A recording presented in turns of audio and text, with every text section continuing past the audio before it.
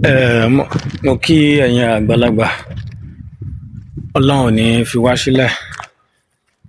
Ìyá kan béèrè iṣẹ́ kan lọ́wọ́ mi.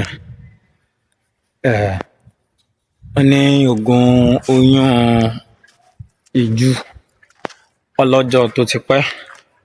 So ẹ jẹ́ n fún yín ní oògùn oyún ìju yìí, so kẹ́ lọ ṣe.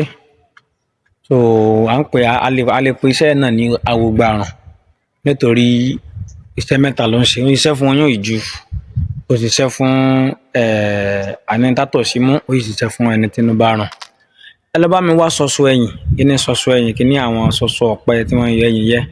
Ẹ bá mi wá ṣọṣọ ẹ̀yìn. Ẹ mú ṣọṣọ ẹ̀yìn, ẹ bá mi wá iyọ̀, ẹ bá mi wá kan bílálà àtàrí kan. Ẹ mú ṣọṣọ ẹ̀yìn, ẹ kó sínú apẹ ìjógùn. Ẹ bá mi da iyọ̀ lé lórí, ẹ dà kan lé lórí, ẹ ti wá da ṣọṣọ ẹ̀yìn bò mọ́lẹ̀. Ẹ fàtàrí kan sí, ẹ jó papọ̀. Tẹ́ bá jó, ẹni tí fibroid oyún ìju yìí bá mú, kàn máa fi ọsàn wẹ́wẹ́ lò. So kó máa fi ọsàn wẹ́wẹ́ lò. Ẹni tí àtọ̀sí bá mú, so kó máa fi ọtí lò. Ẹni tí inú bá rùn kó fọmi lò. Iṣẹ́ tó dájú ni púpọ̀, kò jù báyẹn lọ. Ó dìgbà. Mímọ́ Dr. Modu Àgbà, ire o.